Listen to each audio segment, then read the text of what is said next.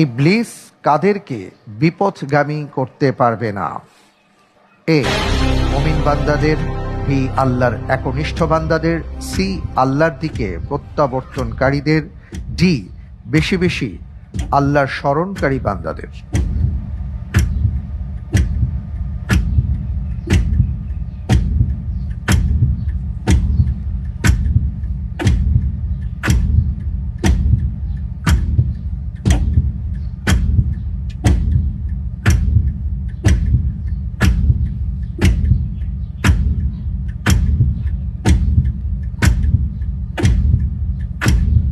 জি আলহামদুলিল্লাহ, আমি উত্তর হিসেবে বেছে নিচ্ছি অপশন ডি, বেশি বেশি আল্লাহর স্মরণকারী বান্দাদের।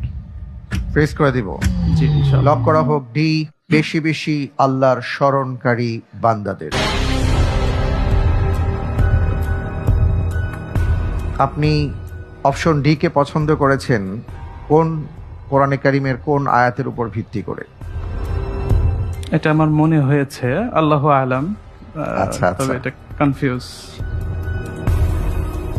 আপনি যে উত্তরটি দিয়েছেন আপনার উত্তরটি সঠিক হয়নি।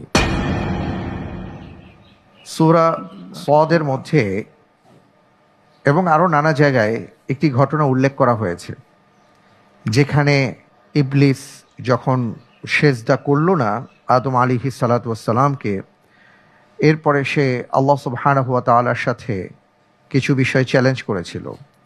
ক্বালা ফাবিইজ্জাতিকা লাআগওয়িয়ান্নাহুম আজমাইন। সে বলেছিল যে আমি চারদিক থেকে, সব দিক থেকে আমি তাদেরকে বিপথগামী করে দিব। পাশাপাশি সে এটাও বলেছিল ইল্লা ইবাদাকা মিনহুমুল মুখলাসিন, তবে আপনার যে সকল বান্দা, একনিষ্ঠ বান্দা আছেন তাদেরকে বাদ দিয়ে। সুতরাং সঠিক উত্তর হচ্ছে অপশন বি,